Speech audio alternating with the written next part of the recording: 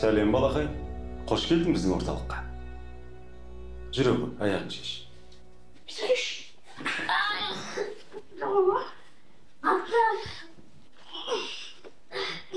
Басым, қол. Мамыл күріш. Ей! Бұл сендер ақпағылақсыңдар ма? Мен қанша еті қолды сендерге? Жинала жеп бол! Жүрем. Мінекей. Мынау сенің бөлмең. Ана төсек бос екен. Сонда бар орналас, жүре ма?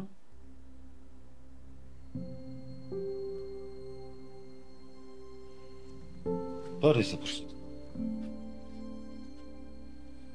Таза ұстаңдар бөлмені.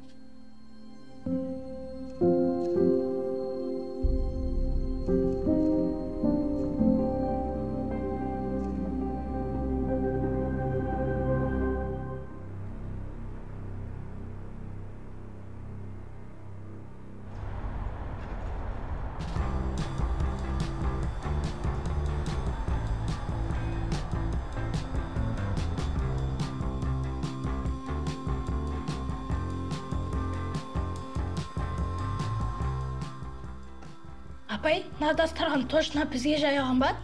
Әлде біз көріс қойғанда пайдалатын нет? Реквизит. Әлде реквизит та, апай. Сендерге. Бірақ тиіспеңдер, қазір өзім айтам. Сәуірде туған күн ма?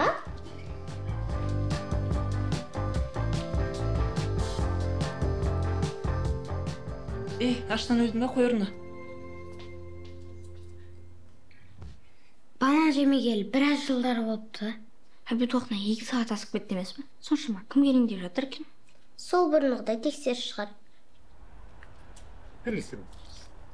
Мінекей, балалар осында тұрады. Мына жерде күзетіміз бар. Балаларды асырап алғысы келетіндер мұнда жиі келеді ме? Өте көп келеді. Тіпті олар шыдамсыздан баланы маған бірден беріңізші деген сияқты әрекеттер жасайды. Мен айтам, олай болмайды. Зат емес қой, жайдан жай ала салатын. Психологиялық тұрғыда арнайы ол кісілермен жұмыс жасаймыз. Сонан кейін жаңағы құжаттарын міндетті түрде мықты қылып тексереміз. Әйтпесе ол жайдан жай бере салатын зат емес қой. Не, өте дұрыс, керемет. Енді тамақ жағы қалай болып жатыр екен? Күніне неше мезгіл тамақ жейді? Біздің поварлар өте мықты, арнайы мықты оқудан өткен мамандар. Балалар 4 мезгіл тамақтанады. Қателеспесем, қазір обед болып жатыр. Жүріңіздер, ішке кірейік.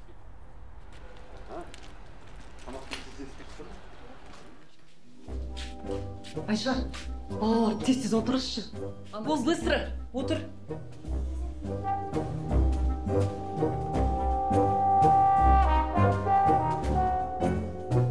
Апай, жей берек пе? Ойбай, жей беріңдер. Сосын бар ғой, қазір адамдар сұрап жатса, бәрі жақсы деп айтыңдаршы. Апай, мен өтірік айта алмаймын. Шындықты жылдатып айта салайын ба? Ой, балалар, маған да оңай дейсіңдер ма? Бұл Расул ағайларының бұйрығы. Сондықтан өтініш сұрап жатса, бәрі жақсы деп айтыңдаршы. Жарайды, апай, тек сіз үшін.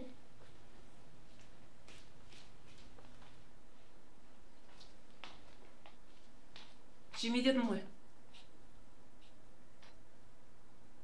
Ал мінекей өздеріңіз көріп тұрғандай, бұл ас бөлмеміз. Балалар осында отырып тамақтанады. Балалар, қалайсыңдар? Жақсы. Астарың дәмді болсын. Рахмет. Әр балаға жеке-жеке сұрақ қойып, сұхбат алғансам болады ма? Болады, әрине. Кез келгенде жақындап сұрақтарыңызды қоя беріңіз. Жақсы, рахмет. Тамақтарың тоқ па?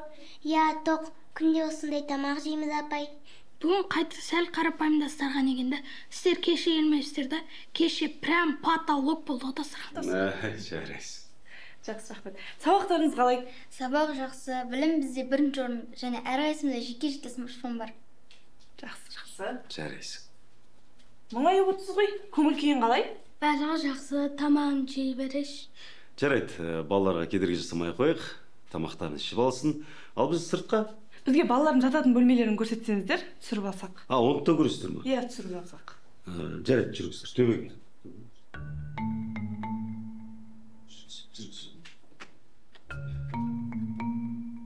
Неменеге өтірік айтыңдар? Осындайда журналистерге айтып жағдайымыз жасап алатын едік. Сол ғой, қайдағы смартфон, қайдағы күнделікті осындай тамақ, балалар үйінің фантазиясы пялевкадан аспайтынын айтпайсыңдар ма?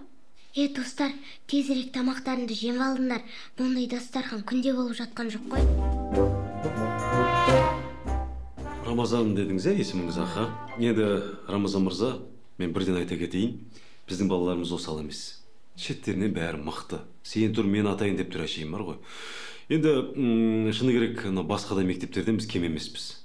Білім жаңағы сапасы өте мықты бізде. Мықты мамандар жұмыс істейді дегендей. Тіпті неше түрлі конкурстарға барады, жарыстарға барады. Жақында ғана бір баламыз математикадан чемпион болып келді. Иә? Енді айта берсең көп жетістіктері.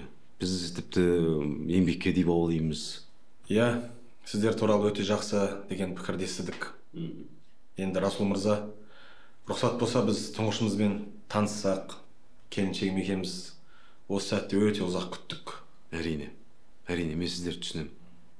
Гүлмира ханым, баланы жіберіңізші. Мінекей, Бейімбет деген батыр. Қалайсың? Жақсы. Мінекей, Бейімбет, бұл сенің ата-аналарың. Жақсылап танысасың әлі, сөйлесесің. Сенің енді өмірің басқаша болады. Жаңа ортаға үйренесің. Басқа мектепке барасың. Түсіндің ғой? Достарым бірге алып кетсем болмай ма? Оларды қимаймын, Расул ағай. Сен достарыңды алып кете алмайсың, балапан. Өзің ғана барасың. Енді тіпті қатты сағынып жатсам, телефон бар ғой бәрімізде. Хабарласасың. Ағай, мен келе жатырмын деп айтасың. Болды, мен сен күтіп аламын. Балалармен отырып шай ішесің. Жоқ, арасында қатты сағынып тұрса, әлкеп тұрсақ та болады. Әрине. Гүлмира ханым, жарайды, аха? Бара қой жүгір. Мен сіздерге бір айтарым бар еді негізінде. Балаларды бірден жібере алмаймыз. Неге?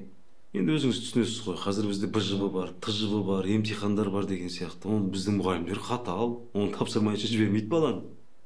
Ештеңе етпейді енді, шыдай тұрамыз.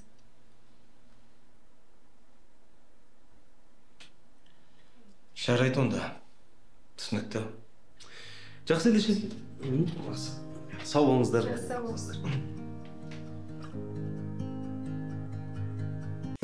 Егер сенің жасың 7 мен 16 жас аралығында болса, және сен танымал актер болуды армандасаң, біз сенің арманыңды орындаймыз. Қазақстанның танымал актерлармен бірге бір киноға түсесің. Ол үшін сенің ата-анаң төмендегі номерге хабарлассын. Казпродакшн киностудиясы сенің арманыңды орындауға дайын.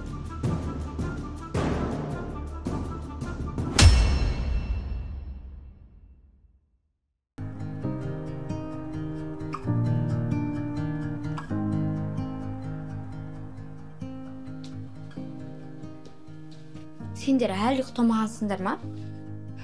Қатарымыз азайып бара жатыр. Бейімбетті де алып кетеді. Бәрімізді де алып кетеді. Жалғыз өзім осы жақта қалатын сияқтымын. Осыған дейін қаншама достарымыз кетті. Тек көзімізді ашқалы тек бір-бірімізді ұрып келе жатырмыз. Және Аспаз апайың грешкасы. Кеткен балалар неге сол күйі хабарсыз кетеді екен? Енді олар жаңа отбасыға барды. Жаңа өмір, жаңа достар. Кім болса да балалар үйін ұмытуға тырысады ғой.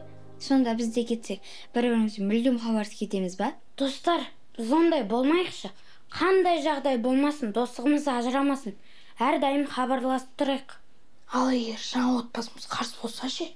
Онда қашып кетіп көрісіп тұрайық. Жоға, қашпайықты көрісіп тұруға болады емес па?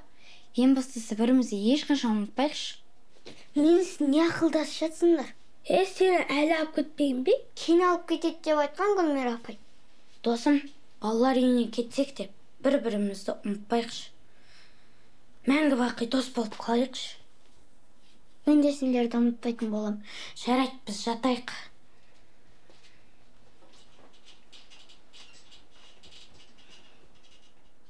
Бейімбет, неге кетпейтін болып қалдың?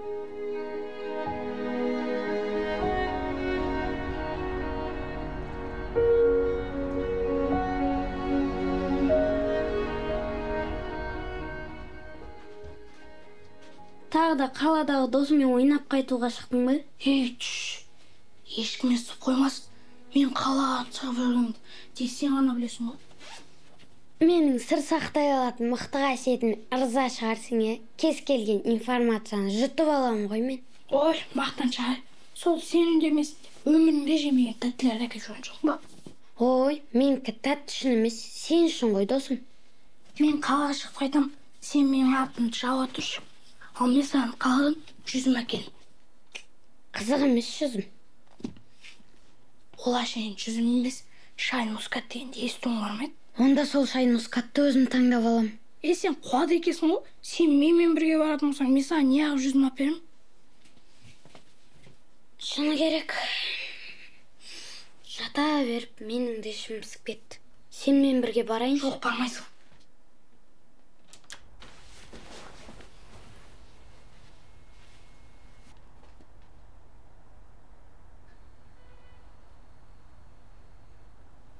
Жарайды, жүр кет. Онда мен аяқ киімді алып келейін. Осы Расулаға қызық ше, шонарсер кілісте болды, асты үстімізге түсіп, жағдайымыз жасап, өліп кетеді ғой. Дұрыс қой енді, камера ойнатады ғой барлығы. Негізі нағыз әртістер біздің балалар үйінде ғой, ә? Бізге шынымен жаны ашып жақсы көретін кім? Білесіңдер ма? Кім? Гүлмира апай ғой. Иә, шынымен де мейірімі жан екен. Көзінен ақ көрініп тұр ғой. Егер біздің үйдің басшысы Расул аға емес, Гүлмира апай болса, ерекше қуанар едім. Ерлер, сен бос уақытыңда шеловик бауып болып жұмыс жасайтынды білмеппін. Сендердің бастарын істейді ма?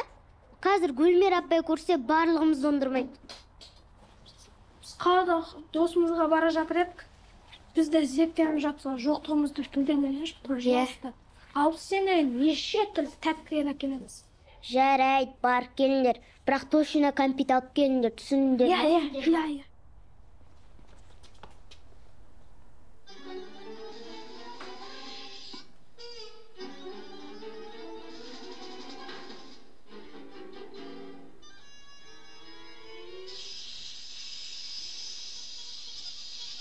Олар дәрет, кітап. Олар кітапханада апай ертеңгі сабаққа дайындалып жатқан шығар. Жарайды. Гүлмира апайлардың сабақтарын тексерсін деген ақыры келгенсін тексерпей салайын. Ой, апай, біз тексермей қойсаңыз да болады, ой. Білесіз ғой, біз 5-ке емес 6-ға оқимыз ғой. Жарайды. Сендерге сендім. Онда теледидар көре беріңдер. Жарайды.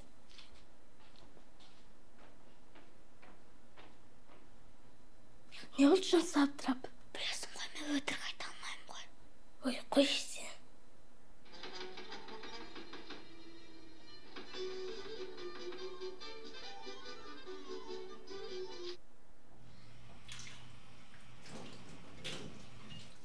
Апай, барып демала беріңіз. Онсыз да тамақ жасаймыз деп шаршадыңыз ғой.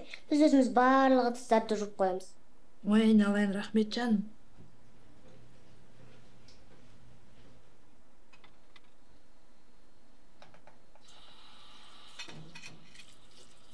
Осы біздің ұлдардың ыдысын жуып керек емес, негізі, иә?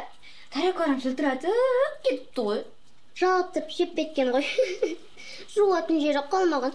Әшейін солай салсақ, жететін болып тұр. Қыздар, ұлдар қайда? Абіл мен Бейімбетті ғана көрдім, Елнар мен Айбарыс жоқ қой. Олар сабақ оқып жатыр еді, апай. Емтихан жақындады, сол үшін барынша оқып жатыр. Ендеше шынымен деп сабақ оқып жатса, жарайды онда. Мазаламай қойын.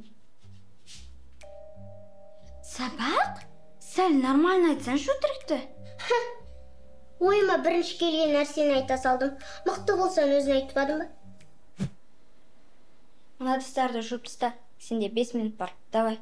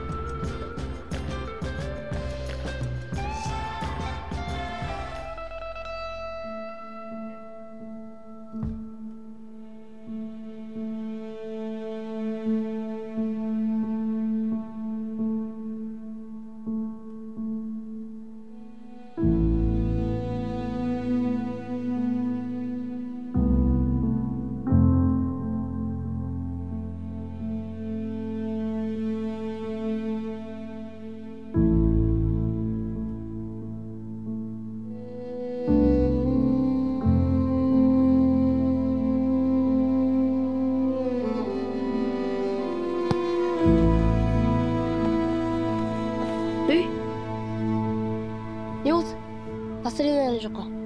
Жоқ, ештеңке. Диас, өмірлерің рахат, е? Қалаған уақыттарыңда ойнайсыңдар. Ата-аналарыңда жандарында. Бұдан асқан не бақыт керек дейсің? Сонда сендер балалар үйінде мүлдем ойнатпай ма? Жоға, ойнатады ғой. Бірақ бізде сендердікіндей ойын алаңдар жоқ. Күнде көретініміз сол баяғы бір адамдар. Шынымды айтсам, мен де әкем өте қатал адам. Сабақ оқымасам, сыртқа ойнауға жібермейді. Компьютерге вообще жолатпайды да. Планшеттің аптасына бір ақ рет береді. Неге? Сабақ оқымай кетесің дейді. Әркімнің өз уайым қайғысы бар, е? Шынымды айтсам, сендер достарым барына өте қатты қуанам. Жүріңдер дүкенге барайық.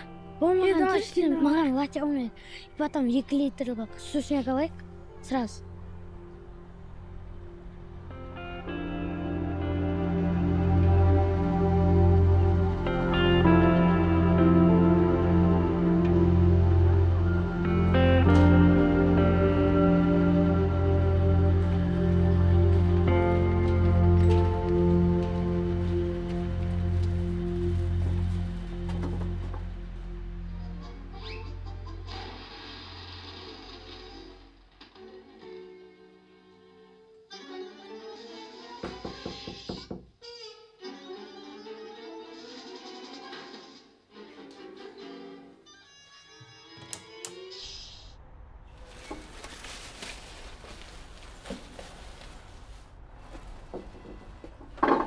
Тез келдіңдер ғой?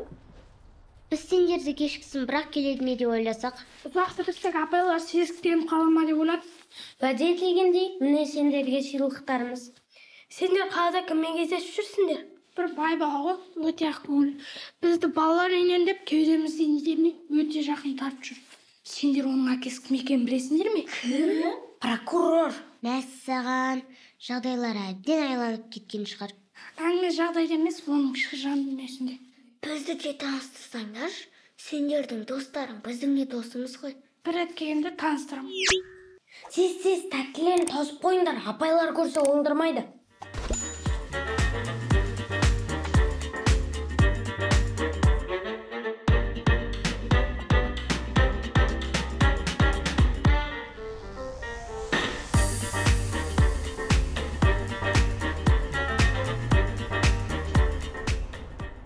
Расул мырза, мен сізге қазір бірнеше сұрақтар қоямын.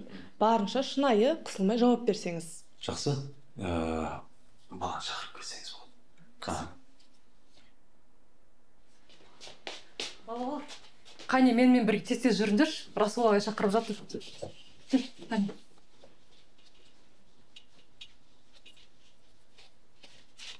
Өйткені біз күш салып жатырмыз балаларға. Білесіз бе? Әр бала өзінше ыстық біз үшін, өзінше қымбат біз үшін. Біздің орталықтағы балалардың бәрі шеттерінен ақылды. Шуламаңдар. Шеттерінен спортсмен десем де болады. Бұлар өте білімді. Жақсылап дайындаймыз. Ертең үлкен өмірде ол білім өздеріне керек болады. Әйтеуір қайда барса да бақытты болса екен дейсің. Ал, Бейімбет, келе ғой. Шашың жөнді жіберейік. Бейімбет, айналайын, батырым. Сен бүгін өзіңнің жаңа отбасыңа барасың. Біз сен сағынамыз. Мен білем, сен де біз сағынасың. Егер бізді қатты сағынсаң, орталықты білесің. Кез келген уақытта біздің орталыққа кел. Балаларды көр, амандасып кет. Жақсы, орнына отыраға. Рамазан мырза, сіз құжаттардың бәрін реттеп қойып едіңіз? Алдында сіз айтқан құжаттың барлығына қол қойып, барлығын бітіріп кеткен болатынбыз. Енді Құдай қаласа бүгін баламызды алып кетсек деп келіп отырмыз. Бір қиындықтар туындап тұр. Қандай қиындықтар? Расул мырза, ақша жағынан болса сіз еш қиналмай, ұялмай айта беріңіз. Біз баламыз үшін ештеңке аянбаймыз. Жоқ, мәселе ақшада емес, мені дұрыс түсініңіздер. Қысқасы, әлгі сіздер алып кетейін деп жатқан баланың өзінің ата-анасы табылды. Қалай сонда? Мен енді шынымды айтайын, сіздерге мен заң жүзінде ештеңе істей алмаймын. Әлгі сіздердің берген ақшаларыңызды қайтара алмаймын. Өйткені кететін жаққа кетті. Түсініңіздерші мені деді. Не деп кеттіңіз қазір сіз? Өз ата анасы табылды. Мен енді не деймін оған? Ала алмайсың деймін ба? Біз олай келіскен жоқпыз ғой.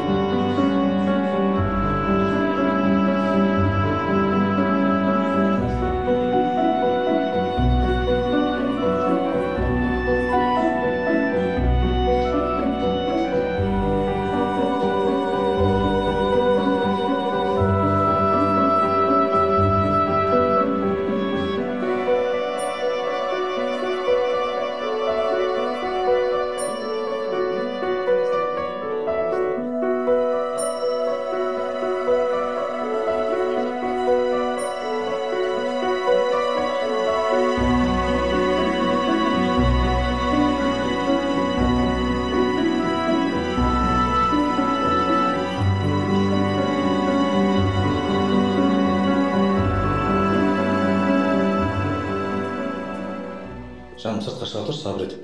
Шыға тұр, қазір артынан шығамын.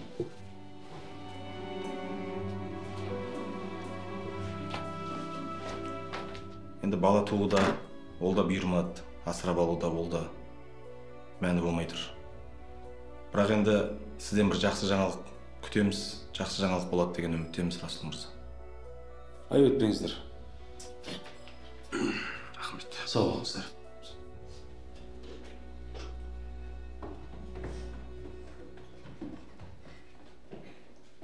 Біз бір әңгіме естідік. Не әңгіме? Расул ағай Бейімбетті асырап алушылар алып кетеді деп еді ғой.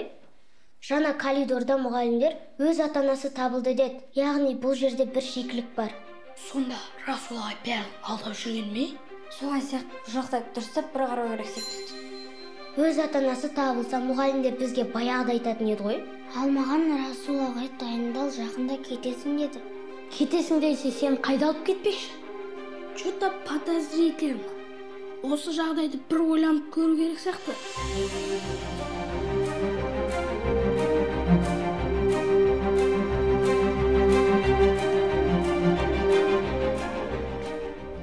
Сонша үміттеніп едім. Маңдайымызға бала мүлдем жазылмаған екен ғой. Мен Бейімбеттің өзінің отбасымен, туған ата-анасымен бірге болатынына қатты қуанып тұрмын.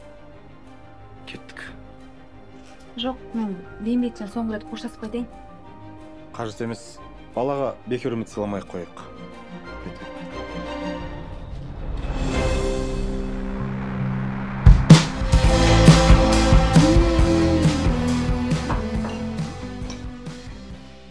Күнде макарон, перловка деген ағын шығарады я.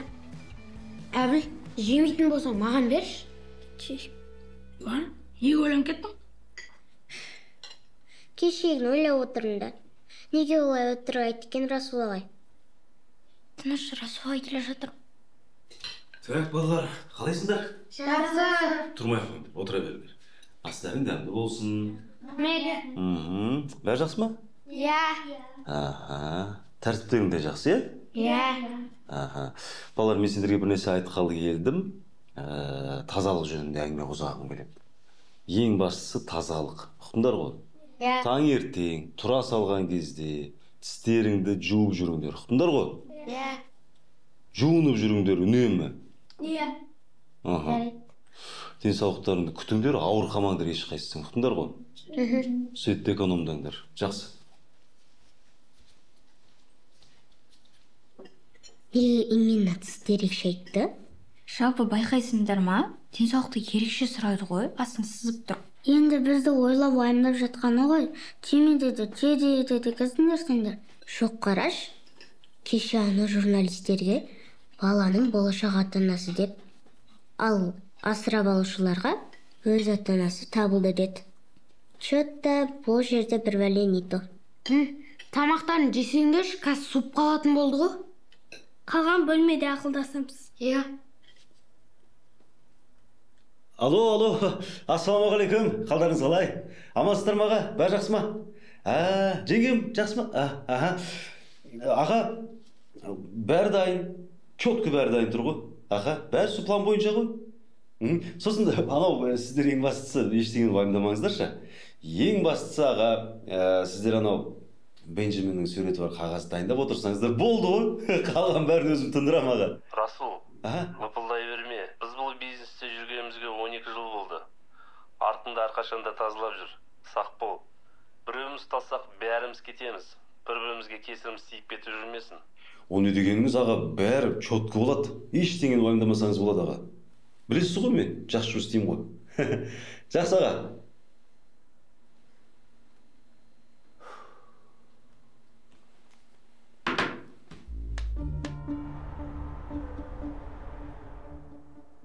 Мына істеп жатқан ісің жалпы заңға қайшы емес па? Бұл не дегеніңіз? Бәрі дұрыс. Мінекей, мынау сіздің рахметіңіз. Қалай келістік? Бәрі солай істеп жатырмын. Сіз бізге өте күшті көмектестіңіз. Рахмет сізге. Анау мәкеңдерге бардым. Қол қойылды, печать ұрылды дегендей. Бәрі заңды.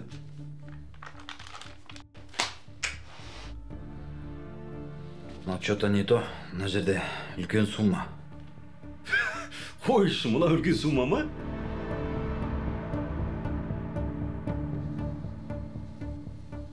Балалар, не істейтін бол? Бұл шекелікті тоқтай бір зерттеп көру керек секілді. Иә, бірақ алдымен неден бастаймыз? Біз барлығымыз Расул-ағаға күмәнданып тұрмыз, дұрыс па? Онда біз Расул-ағаның кәмелетін ақтарып көрейік, мүмкін бірі тауып қалармыз. Балалар, мүмкін қоя салса қайтеді? Мен қорқып тұрмын. Расул ағай көріп қоятын болса, немесе біліп қалатын болса, бәріміз құримыз. Тыныш қана отыра берейікші. Қорықпа, Бейімбет. Біз барлығымыз біріміз үшін емес па? Ол олай екі сөйлегені саған күмән тудырмай ма? Анығына тек қана осылай ғана жете аламыз ғой. Кет онда.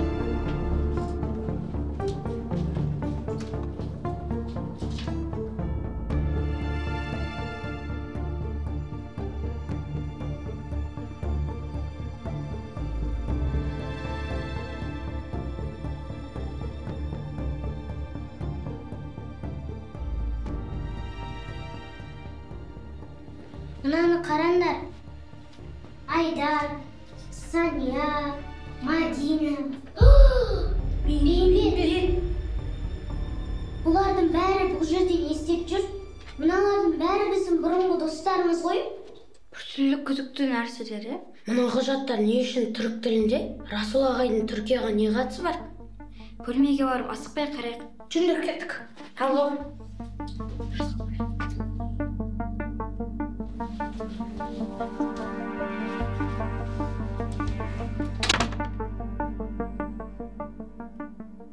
Мына құжаттардан тек орган бала деген ғана сөзді түсіне алдым. Орган деген адамның дене мүшелері емес па? Олардың не қылмақшы екен? Олардың Расул ағаға қандай қатысы болуы мүмкін?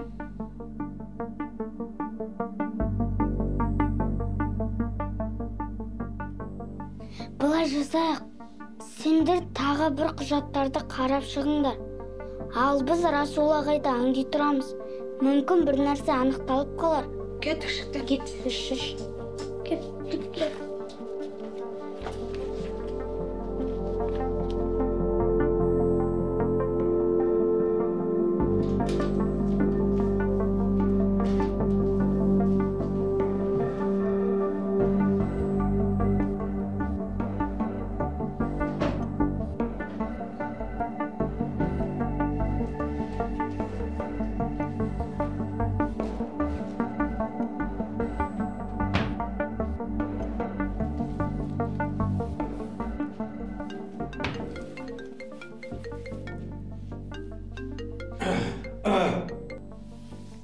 Алло?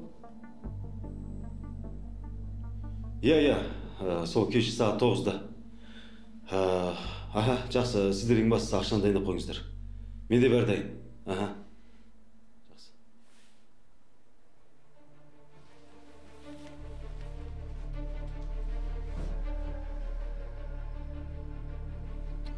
Томар, наны қара, оқуға аузын бұрмайды.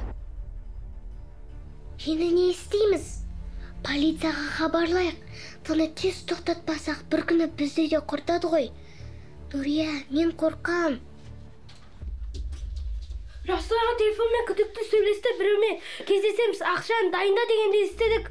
Ал мына құжаттар Түркияға бала сату жөнінде жазылған. Яғни Расул ағай Түркияға балаларды органға сатады. Менше? Қорықпа, біз бір-бірімізді қорғаймыз.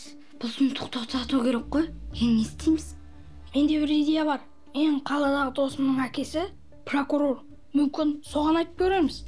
Прокурор бізге міндетті түрде көмектеседі. Оның үстіне баласының досымын ғой. Біз Айбарс екеуміз сол жаққа барып келеміз. Сендер бізсіз ештеңе бастамаңдар. Айбарс, кеттік. Біздің Расул ағай бар ғой, Түркияға бала сатумен айналысады екен. Досымыз Бейімбет те сол жаққа сатуы мүмкін. Сондықтан сенің көмегің керек. Менен не көмек? Сенің әкең прокурор емес па? Нәрсе қылып көндіріп көрейік сенің әкең. Мен әкем білем ғой. Ол сендер айтқандарын құлақтарына да ілмейді. Одан мен барып көмектесейін. Кеттік. Балақандар, қалайсыңдар? Серуендеуге шықтыңдар ма? Ойнауға шықтыңдар ма? Как раз киініп тұр екенсіңдер, е? Жүріңдер бір жаққа барып қайтайық. Ағай, бармай құрсақ болмай ма? Неге бармайсың? Қорқасың ба не? Ағай, біз ешқайда бармаймыз. Хо-хо, солай ма? Сен шешесің ба? Бұл жерде мен шешем. Ұқтың ба? Қай жерге баратындарың, не істейтіндеріңді. Ендеше бұлай болсын. Қазір тырп етпей тұрасыңдар olsun. Жігіттер, алып кетіңдер мынаған.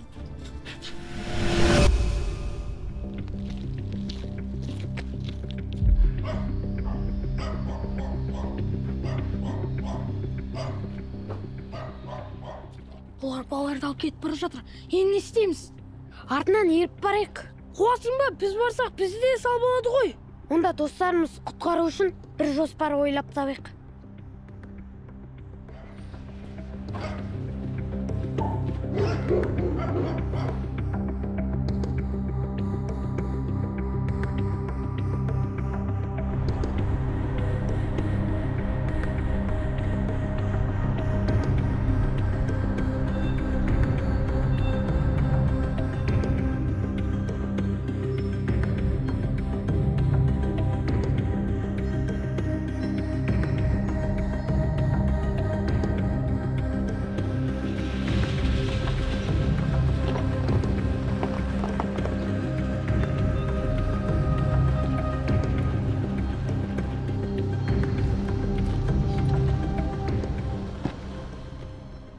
Ассалаумағалейкум, аға. Алейкум ассалам. Қалайсыз? Амансыз ба? Бәрі жақсы ма? Жақсы, амансыз. Аха, есікті аш. Мінеки. Осы жол көп бала кетіпсің. Енді аға, түсінесіз ғой. Менің жұмысым ғой бұл. Жер аударсам ба деген ойым бар еді. Баланың денсаулықтары жақсы ма? Е? Расул, егер бірақ шығатын болса, екеуміз де құримыз. Түріктер аямайды, өзің де білесің. Әрине. Мен жұмысым тиянақты істеймін ғой. Балалардың денсаулығы жақсы, анау медициналық сараптамадан өткен. Зыңдай. Келіскенде ақшаңыз? Аха. О, санап ал.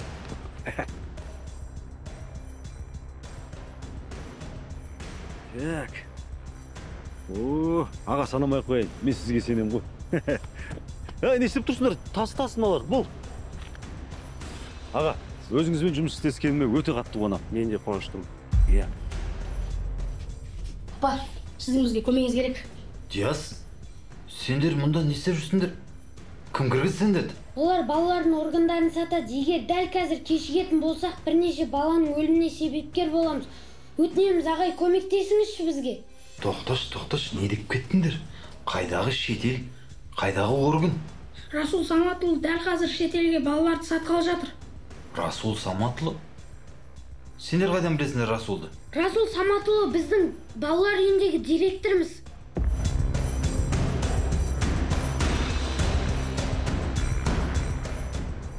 Енді болашақта тағы бір алдағы уақытта жұмыс істейін деп қалсаңыз егерде, оны қарастыруға болады. Хабардамыз ғой. Расул! Бәрі бітті! Сен ұсталдың! Расул, көз апастава! Басын екеу ма? Ал өзім қазір көріп тұрмын бар!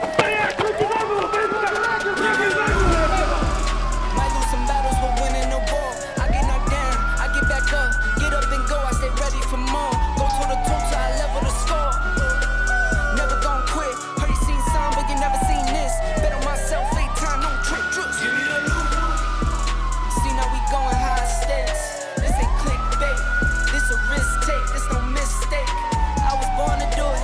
I was born for music, I just get into it. I can't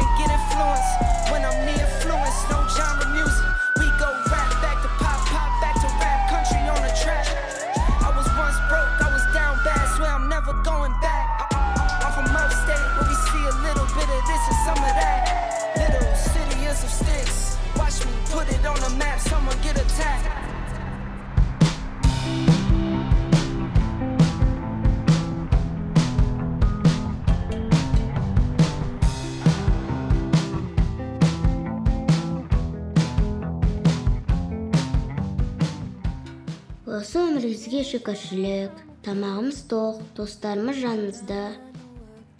Иә, Расулдың құтырқы әрекеті іске асып өткен кезде не болушы еді? Ояудың өзі қорқынышты ғой.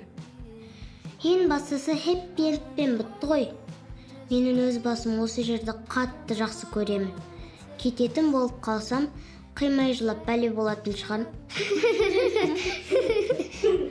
Елнар, сендер Диаспен араласып тұрасыңдар ма? Әлде тағы әкесі тыйым салды ма? Осы апта аквапаркке барамыз. Әкесі Астанаға апарады. Аквапарк емес, бұрынғыдай дворда ойнай берсек те болатын еді ғой деңізді. Сен дұрыс жерлерде ойнап тұрған дұрыс қой. Мен де алып кетіңдер, мен де аквапарк көргім келеді. Әйтпесе әбіл тағалдап, сабағын орындатып қояды. Өмірім соң сабағын жазумен өтетін шығар.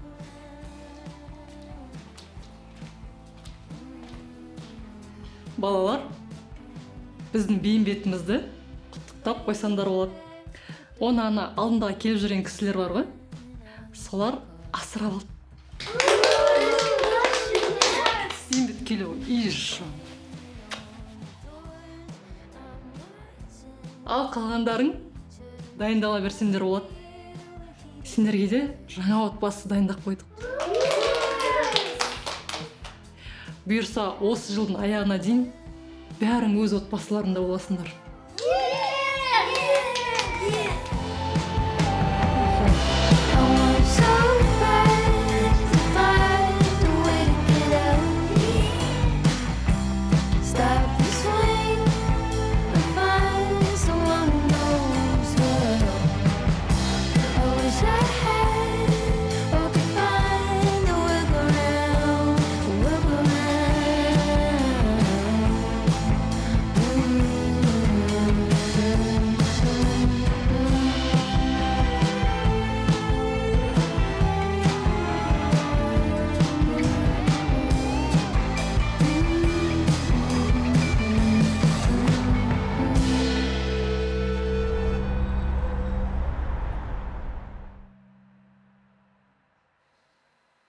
Сәлем, балақай. Қалайсың? Сәлем, құрметті достар. Егер де сіз үлкен киноға түскіңіз келсе, Қазпродакшн түсіргелі жатқан киноның кастингіне кел. Менімен бірге киноға түс.